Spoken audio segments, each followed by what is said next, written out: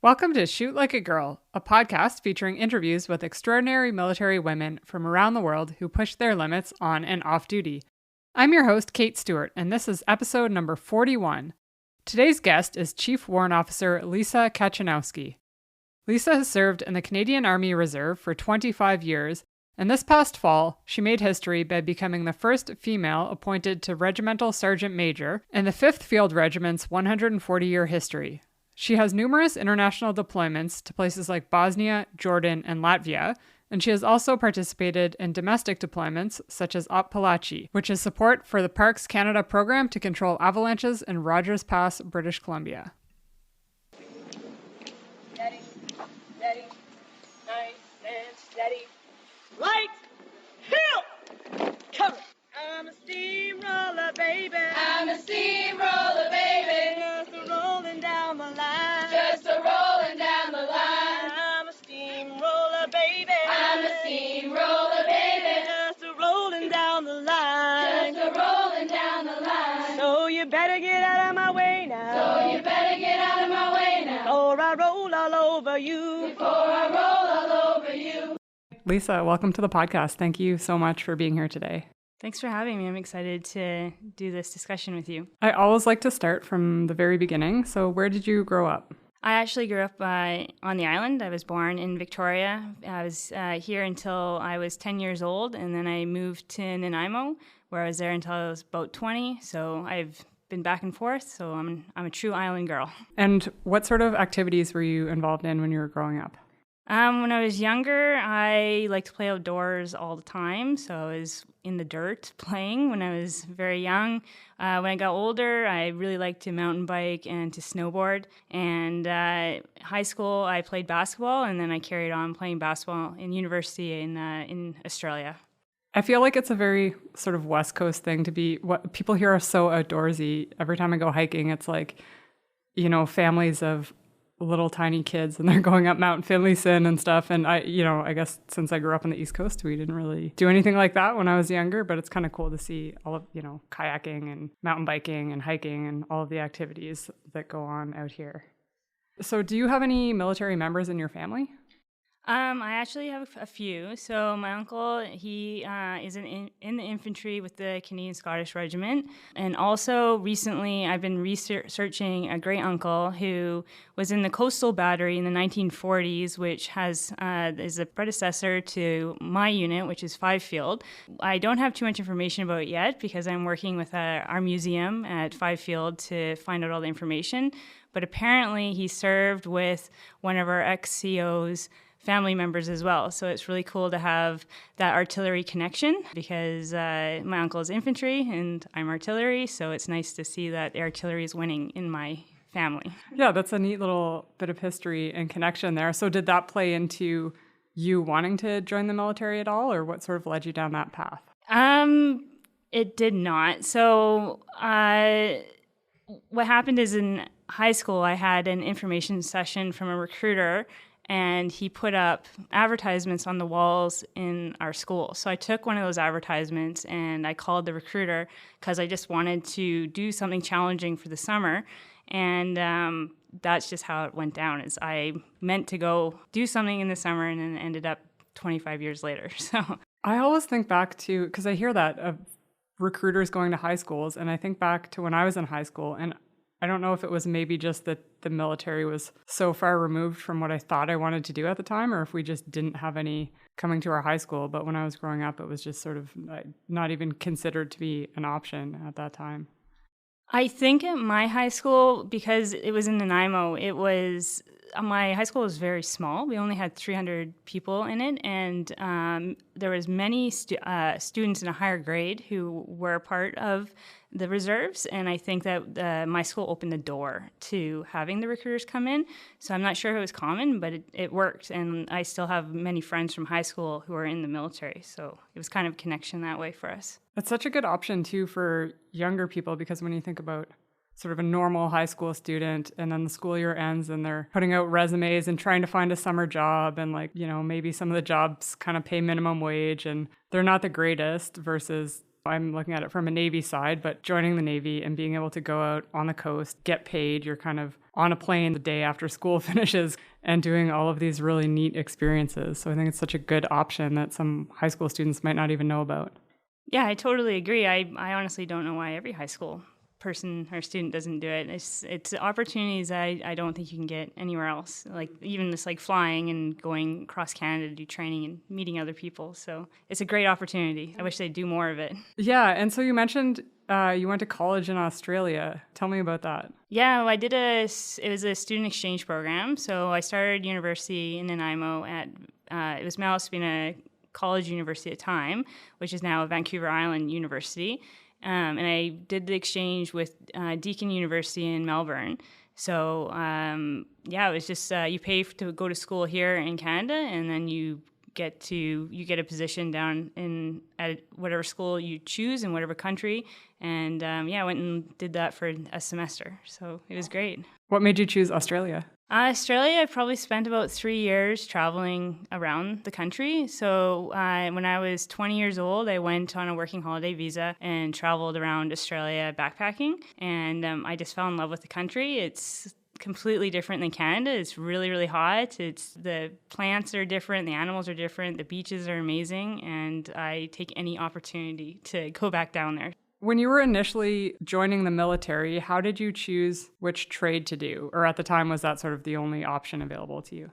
It was sort of the only option because I didn't know about trades. So when I went to the recruiting office was artillery. I didn't understand the military had trades and there was options. So I just went with the recruiter. So back then the recruiter recruited for the trade that they were recruiting for. And so I didn't truly understand what artillery was until probably my basic training. I'm really happy I chose artillery now. I don't think I would fit well in the other trades because I love artillery so much. So it worked out. But I don't think it's a very interesting story, but I just went into the artillery recruiting office and signed up with them. So what does training look like to become a qualified artillery gunner? Is that the proper terminology? Yeah, we are gunners. So you first have to take your basic military qualification. Then you take your gun deck member course, and then you take their trades course, which is your DP1, and it's to learn how to be a gunner on the guns. Normally, you would do that in Shiloh, Manitoba. There are options to do it locally as well, but we normally go to Shiloh to do that. And how did you find that physically? Because the rounds, shells, what are they? They're pretty heavy, right? Yeah, so the guns that reservists in the artillery normally train on are 105 millimeter. So they're heavy, but they're not as heavy as some of our artillery rounds.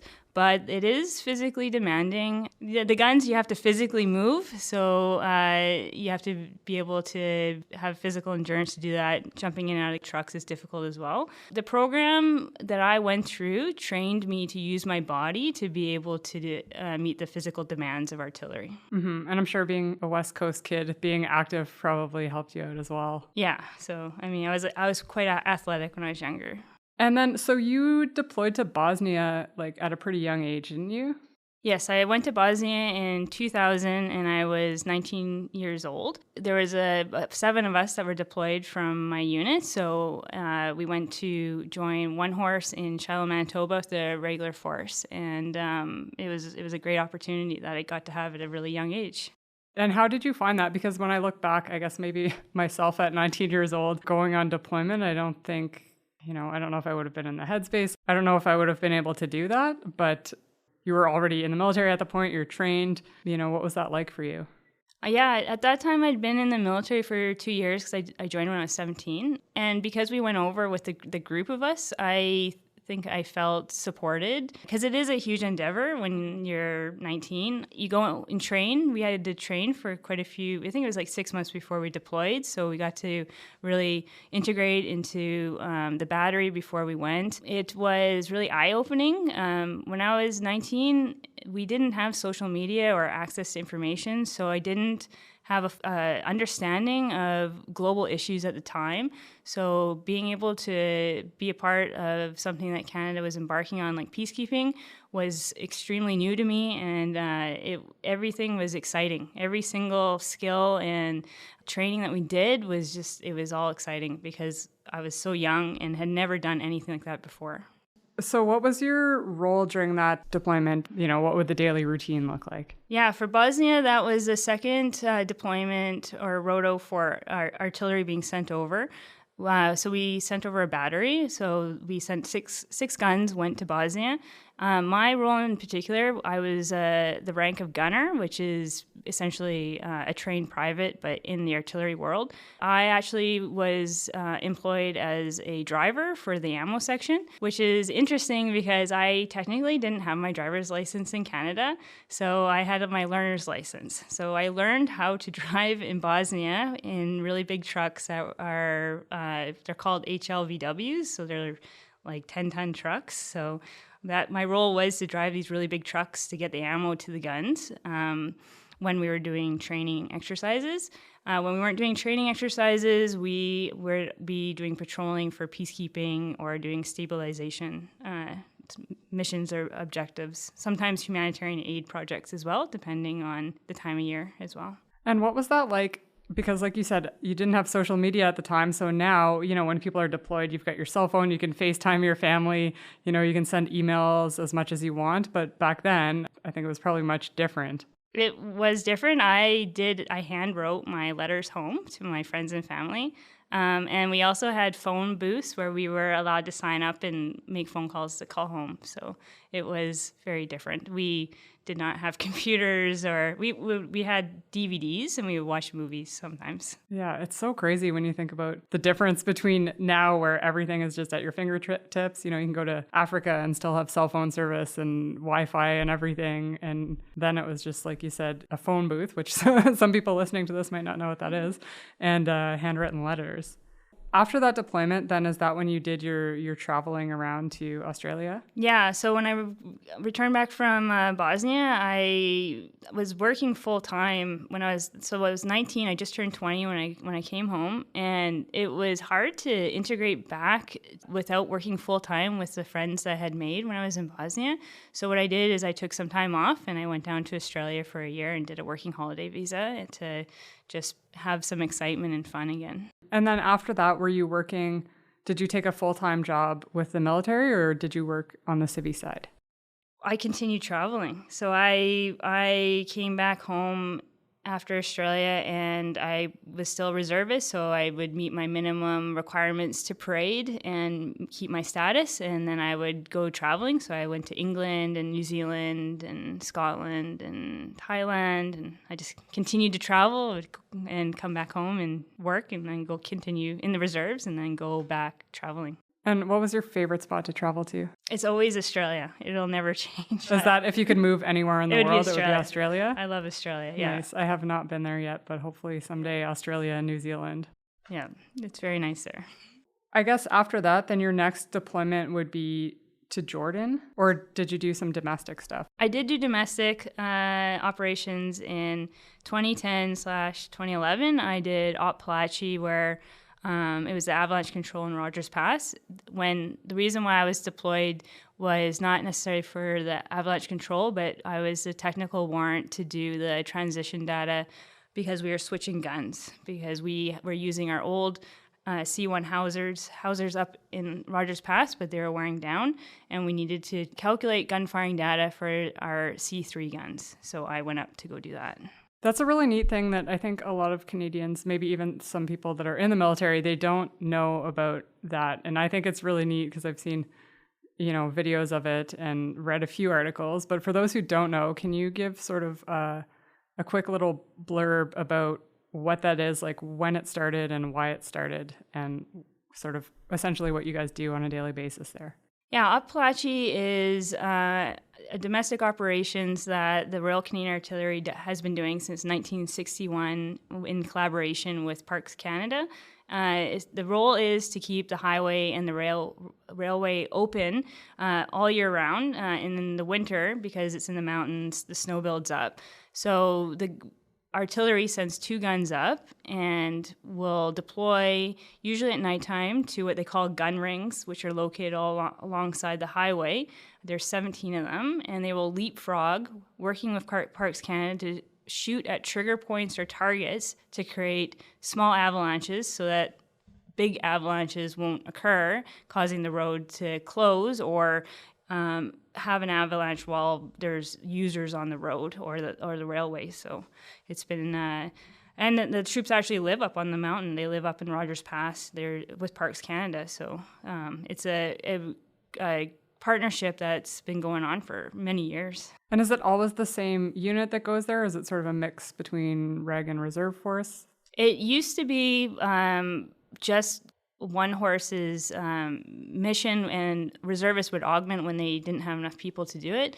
But because our military is engaged in a lot of different operations right now, and we have gotten a little bit smaller throughout the years, it now has become more reservist-led.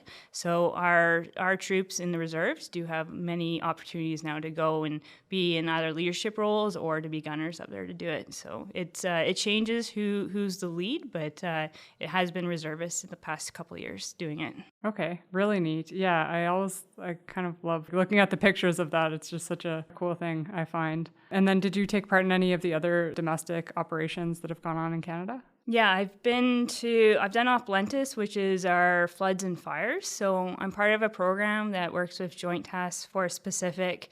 They have 20 people who go out throughout the year to build relationships in our communities and work with our provincial emergency operation centers. And then in the summer, when we have floods and fires, we will go out to those locations to be the eyes and ears on the ground so we can report back to the Admiral what is actually happening and what's going on, just so that we can make sure we properly support the floods and fires if needed with the Canadian forces. Mm-hmm. I don't know if it's maybe just because now I'm living on the West Coast, but it seems like there are a lot more CAF assets and CAF members being used to help out, especially like we've had so many wildfires on the West Coast recently.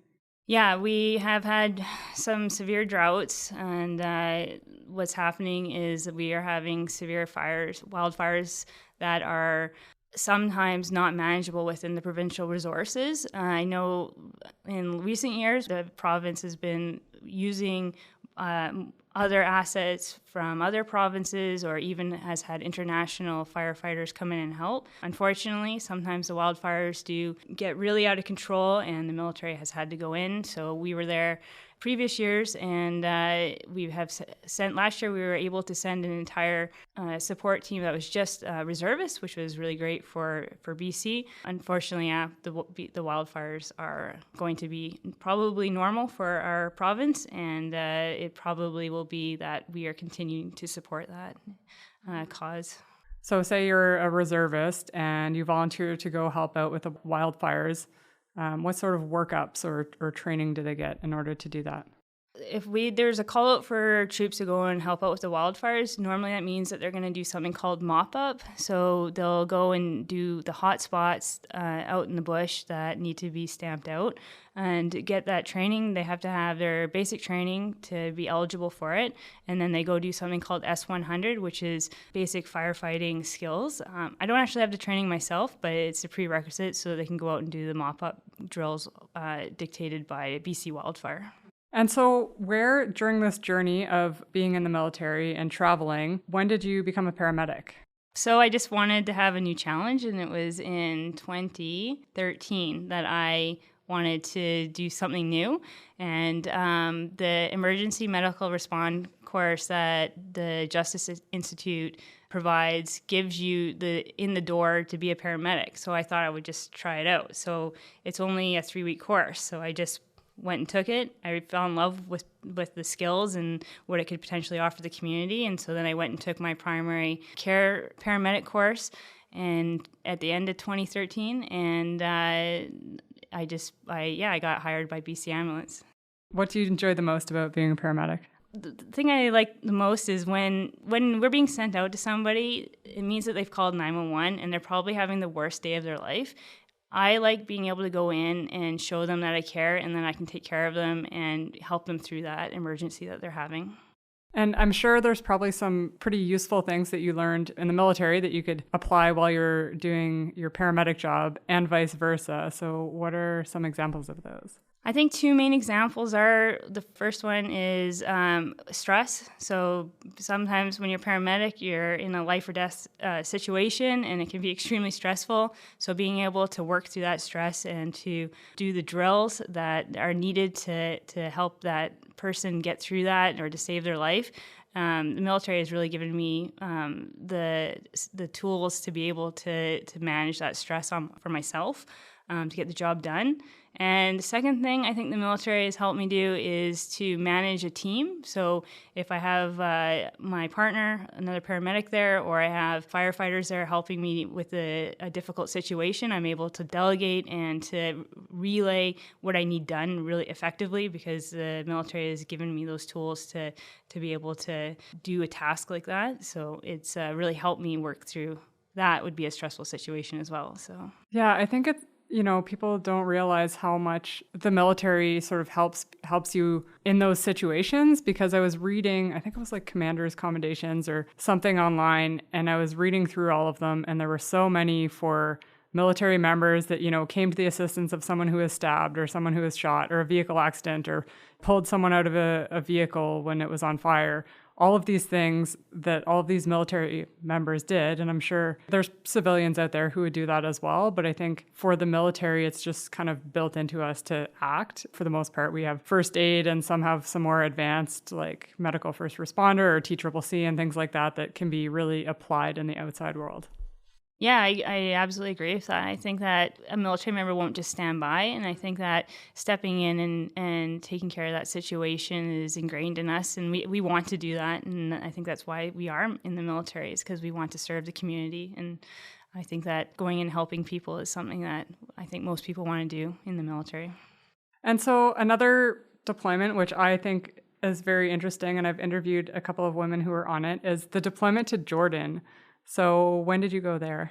Yeah, I was very fortunate to go to that operation. It was in 2019. I went to Jordan to work with the female engagement team. And what is the main role of the female engagement team? So the Jordanian, they're the quick reaction force female engagement team. Their role is to integrate with their male counterparts, and because they do have cultural differences than us, but they need to be able to search women and children to make sure that the scene is safe, or whatever they're working on is safe is, and the males are not allowed to do that role. So not only do the quick reaction force female engagement team need to be able to do their soldier skills, but they need to be culturally sound and be able to take care of the women and children as well. And so when you're there, are you teaching them a course, or are you just sort of integrating with them and helping with some training? So when I was there, I was the second roto that went to work with this team, and we were in the train, mentor, and advise phase. So we did a lot of instructing and mentorship on basic soldier skills. So our training plan was devised more around almost like a higher level basic training kind of course. So it was, we were integrated with them and either instructing or working with them to do basic skills. Mm-hmm. And how long would some of them have been in the military for? Is it like a few years, or were you working with some women who had been in for, 15 to 20? Yeah, some of them had been in for a while, the senior NCOs. There was, I think 6 senior NCOs. They'd been in for probably around more than 10 years. So it was a platoon, so they have the normal structure. Their troops were probably only in for 1 to 3 years at the time. And then you had what would be equivalent of about maybe a corporal. They'd been in maybe for almost 5 years. And then, senior NCOs would have been in probably for more than 8 years. Since it is an all-women's unit, what was it like to work with them compared to, back here where it's always mixed genders? Yeah, so it was very unique and very rewarding at the same time. Working with an all-female platoon is not normal training for myself. When I'm on course in Canada, I often will be the only female or one of the only female on my training. So it was very unique working with just females. I found that the training they were more caring and more supportive and more empowering of each other. it was very competitive as well, but it was positively competitive. So they always wanted each other to finish and to work very hard and to achieve the goals together. So it was very unique in that sense. And rewarding, it was just rewarding to be able to work with such a supportive team. I'm not going to say we don't have that in Canada, but it was just at a different level. It just came very naturally to them. It was interesting. Yeah, one of the previous guests that I interviewed, she was saying that they were running the range there, and there was, for the first half, like one of the men was leading it, and it was sort of a different vibe. And then he left, and then it was just the women, and it completely changed. And like you said, it like really warm and caring, and just the whole energy of that range changed when it was just all women. Yeah, I think that could have been slightly cultural as well, because the social norms of the way women act around men is slightly different than in Canada. So they would have wanted to have been maybe more what they would deem as proper to be when around a male counterpart. And so I found that when it was just a woman, it was more fun and more humorous and more laid back. It was all professional, but it was just a different atmosphere, I would say. After that, you also went to Latvia, right? I did go to Latvia in 2022.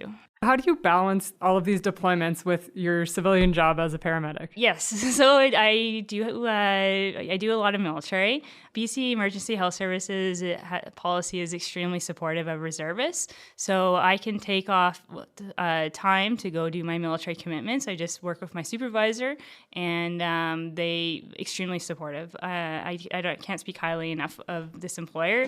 I've never been denied a military leave, and it has no effect on my employment with them at all. So it's I just balance it by working with the policy and asking for the time off. Yeah, because I guess, we're only talking about deployments here, but I'm sure in between that as well, you probably had more career courses and artillery courses that you had to do as well. Yeah, I've done a lot. I would say I probably sometimes do more military than civilian employment.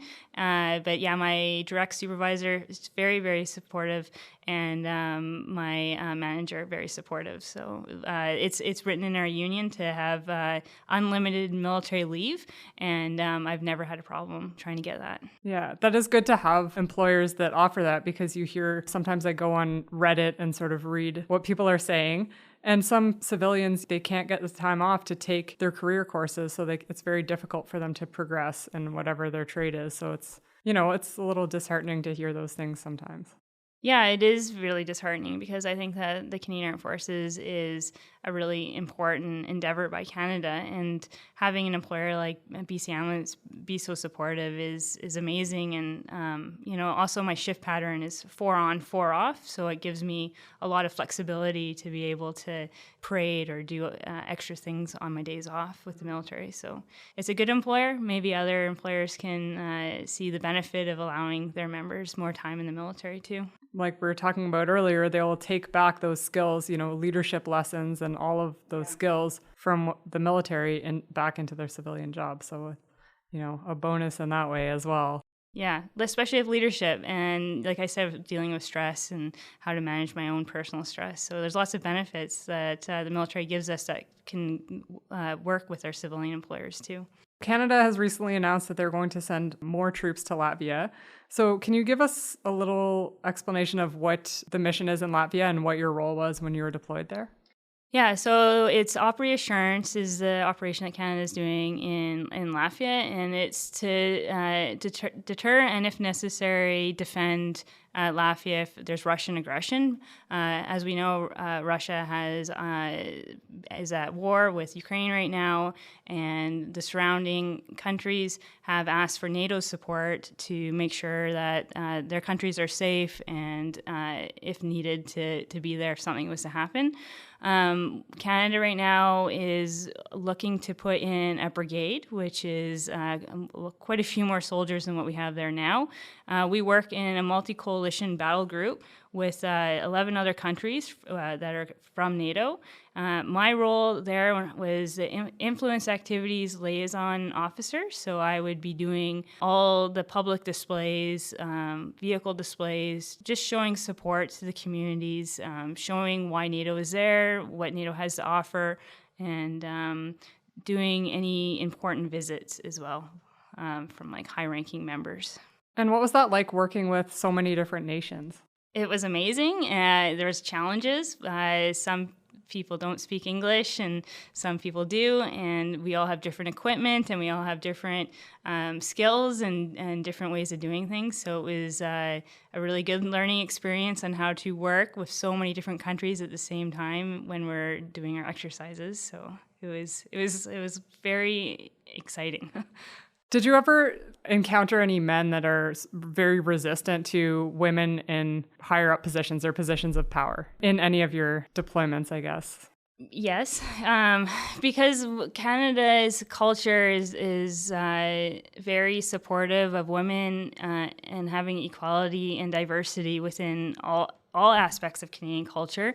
It's not necessarily what other countries believe or are doing within their societies or their militaries. So during almost all of my deployments, I have experienced not acceptance of women in the military, I guess. And how do you deal with that? I think the way I deal with it is just to show them that I'm trained and I'm ready to work and that I'm there. And I mean, if they are saying things that are not supportive and are actively not conducive to a positive working relationship, I will ask them why they think that and tell them that Canada's policy on the situation. Most times, Canada has been the lead in where I've been working, so we are able to have those resources to spread the knowledge of how Canada is working and to respect that. It is difficult because Canada does things a specific way. It doesn't mean that other countries have to do it that way. But I think, just showing them I'm there to work usually gets me through it. Yeah, and I guess it would be, it might take its toll, like emotionally as well, if you have to go and show up and these people are being resistant, just because of your gender. I also have had my allies who are sometimes my male counterparts, and having their support is always really helpful as well. So yeah, we were in Africa in February, and they were all great, but the Dutch, they're kind of blunt, and their 2IC for their team was this old former like Dutch soft guy, and he's like, "So you're the 2IC?" And I'm like, "Yeah." And he's like, "But you're a woman." And I'm like, "Yeah." And he's like, "Well, how does that work?" And I'm like, "It's the same as, it's the same. Like that's, and he just like couldn't comprehend that kind of thing. But it was, he didn't say, like, it wasn't in a mean way, but maybe someone else might have taken that to heart or gotten offended. But I was just kind of like, yeah, it works. Yeah. Like that's. I think it's a good, I think situations like that are a good opportunity to show that diversity is, make sure your armed force is stronger. So even though it's a tough situation to be in, I think it's a good opportunity to show that, like, this works and it makes us a stronger army because of it. It's almost like an opportunity, potentially in countries if they don't agree with it and then they see like, yeah, we can do the job and it's fine and the world isn't ending because I'm in this role and I can perform just as well as my male counterparts or perhaps bring something else to the table. Like it's good for them to see that. Yeah, it is really good. It is tough, but I think Canada represents that, and it's good that we get those opportunities to spread that as well. And then, so have you seen a change throughout your career, like a noticeable difference? Yes. So when I first joined, actually before I went to Bosnia, I had to have an interview with one of my detachment commanders. And he said, women should not be deployed because if they're injured on the field, the men will act differently and not be able to do their job. So that was, when I heard that when I was 18 turning 19. And if I don't believe I would hear that now. I don't believe that is a common thought process in our Canadian military now. There's kind of like a handful of common sort of excuses that people have, that being one of them, and the other one being like, oh, well, women have different hygiene needs in the field. It's like, we're all adults. Like you don't have to worry about my hygiene. Like thank you for caring, but we can handle that ourselves. So it's these kind of weird things that someone said at one point and then they sort of caught on and they're like, this is the reason why we can't do it. A little bit ridiculous. But yeah, I think, even since I've been in, since 2008, I've noticed changes as well. So I think we're trending in the right direction. And it is, like you said, we're a good example for other countries to follow, because I know even we were ahead of the US in the sense that they didn't let women in combat roles until very recently, and we've been open since 1989. So one of the questions I sort of put on my Instagram page that I was going to interview you and what if people had suggestions for questions. So one of the questions that someone asked, I thought was a very good question. Do you have any advice for mentoring male subordinates on how to become better at engaging with or mentoring their female force? Or do you think it's just the same? I think mentoring anybody is always unique to that individual. I understand that males and females at times have specific needs or maybe ways they need to use their body differently or just different considerations at times. But I think the main thing when I want to mentor someone, I don't often think if they're a male or a female. I think about the individual themselves. Getting to know that individual and knowing what their struggle is very unique just to them. So I would say, if male or female, understand what their background is and what is it that they're coming to you with and why is that struggle there and how you can empower them to get over that. If the question is more led towards a male who doesn't respect a female, yeah, that's tough. I've had that as well, where I've had to talk to males who don't see females as strong leaders in the military. I think just do what you've been trained to do and mentor them, advise them, train them. If they don't take your advice, it's not necessarily your failure.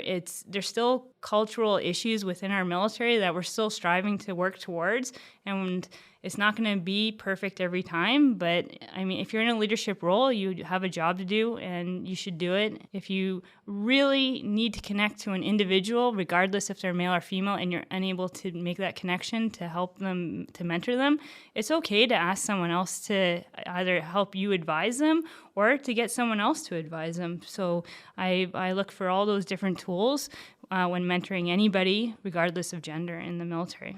Yeah, I had one very good mentor, and I think he understood one thing that was a little bit unique. And I don't know if, all women might not feel this way, and I know that some men feel this way as well, but I find that sometimes there's a lot of self-induced pressure, like you said, being the only woman on courses, where you feel like you're representing all women. So if you make a mistake, then that's like a reason why women shouldn't do X, Y, Z.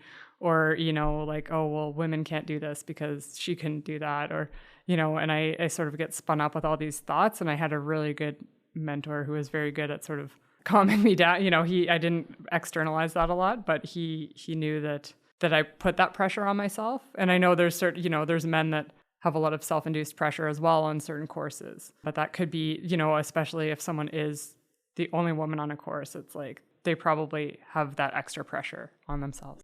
I would definitely say I've experienced that, and it is challenging to be the only woman on a course and feeling that if you make a mistake, it's because of your gender. I do think it's changing, and it's not always like that. There was a time when if I was a specific rank and I walked into a room and a male counterpart, same rank, walked into the room, that they would walk in, people would see the male rank acceptable, that was okay. They don't need to justify why they're that rank. They're good. They're good until they prove otherwise. But when I felt I walked into a room with my rank, I had to give them my resume of how I got here and that, I'm here because of X, Y, and Z. I thought I was seen as not good. I had to prove that I was good, opposed to a male counterpart. So I think that we do have pressures that we put on ourselves. I think that as a military, we're learning to work through those together and to see people as individuals and what they're bringing to the table instead of looking at people's genders. Yeah, and I think it was my last podcast that I said this. I was like, I've realized this the past few years in my career and hearing people speak about certain things. If a man has a certain job in the military, it's assumed that he can do that job until he proves that he can't. But sometimes with a woman, if she has that job, it's assumed that she can't do the job until she proves that she can. It's like the onus is on this woman to prove that she earned her spot to be there versus, like you were saying, it's not the same for the male counterparts. Yeah, that's exactly what I think. And I feel that the tone of that and the pressures of that have been changing. I think we still have a ways to go, but I do feel like that at times. Yeah, I was doing a kind of high pressure demonstration a while back in the summer, and I was so nervous to mess up. And one of the guys was like, "Wait, are you nervous because you're the only girl?" And I'm like, "Yeah." And he's like, "No, fuck that. Like, don't even think about that." And I was like, "I know, but." But he it was funny that he recognized that. And there's, all the guys that I work with are so supportive. We still have those pressures that we put on ourselves. Yeah. And then, so not necessarily in regards to gender, but what do you think makes a good leader in the military? And how do you think that's evolved over the years? Because I think in the past it was, military was a lot more like strict and yelling, and we've sort of evolved from that into learning more about leadership and what makes effective teams and leaders.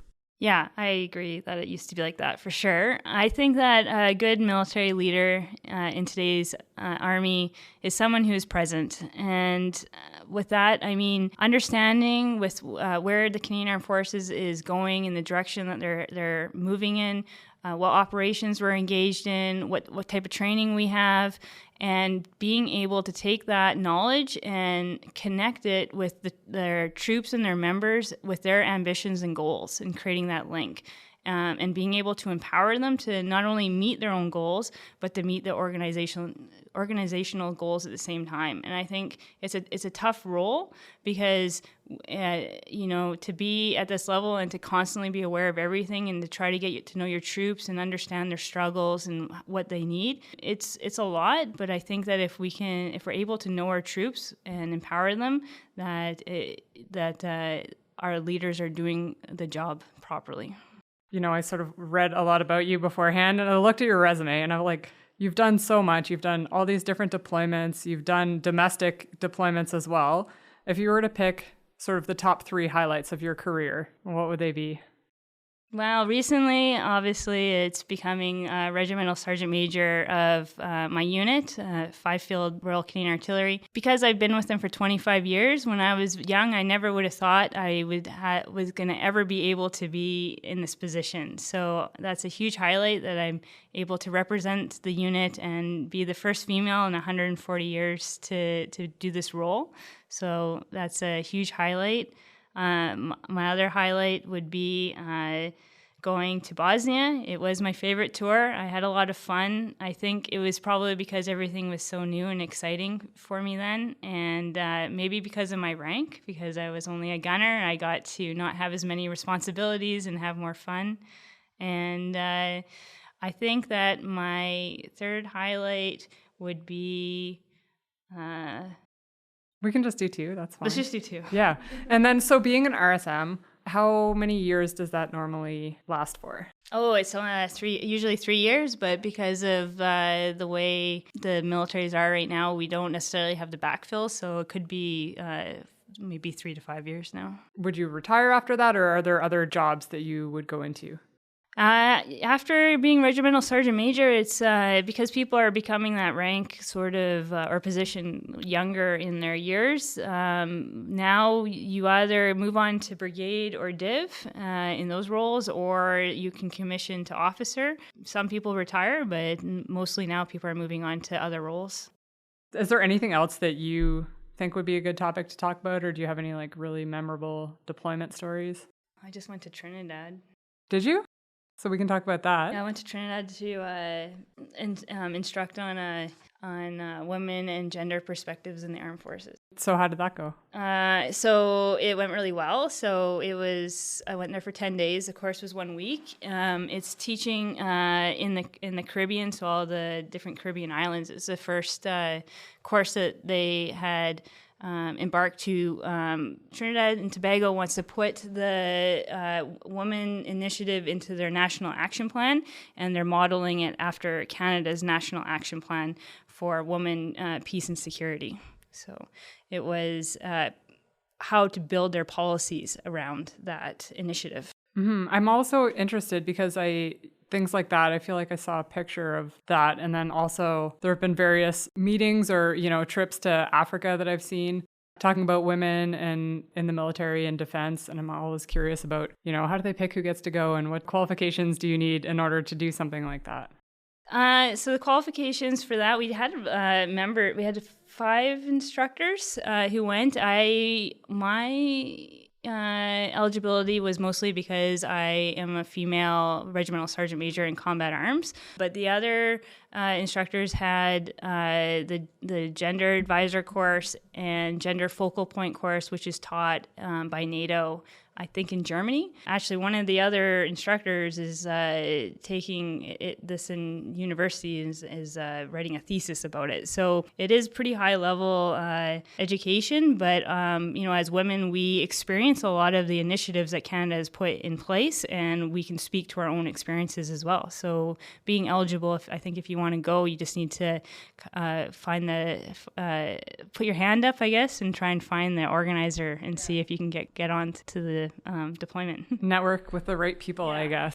Yeah, and so how many different countries took part in this?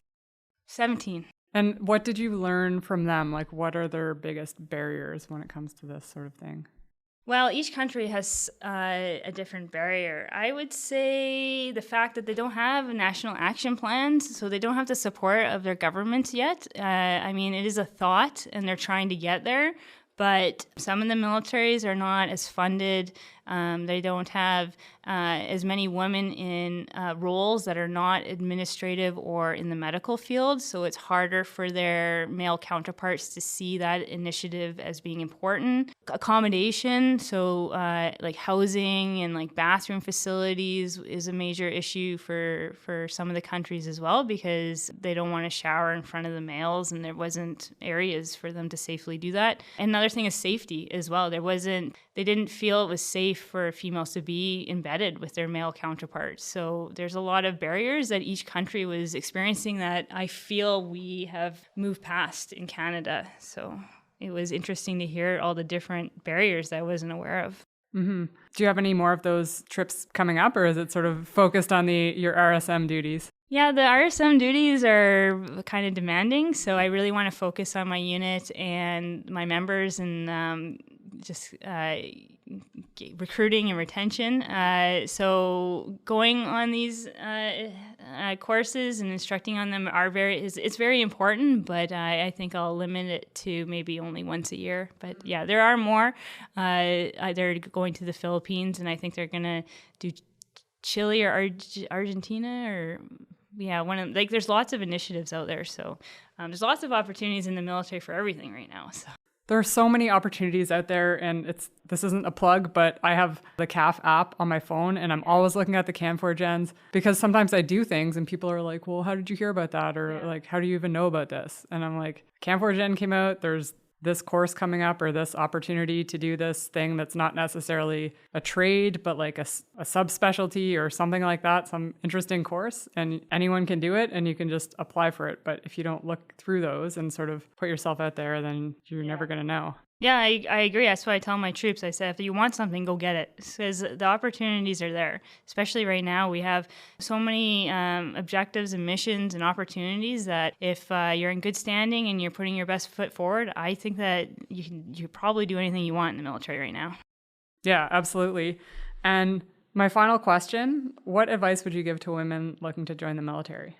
I think that if you're a woman who wants to join the military, you should just join the military. I think in the 25 years that I've been in the military, I've not seen, done, or been in anything that women are not capable of doing. And so if there's a piece of the military that interests you, go and research the trade, talk to people if you know people who are in the military, and if it's something you want to do, just fill out an application and do it. Like, life's short. If you want to be in the military, go be in the military, because it's a great opportunity, and it's really shaped and formed who I am today.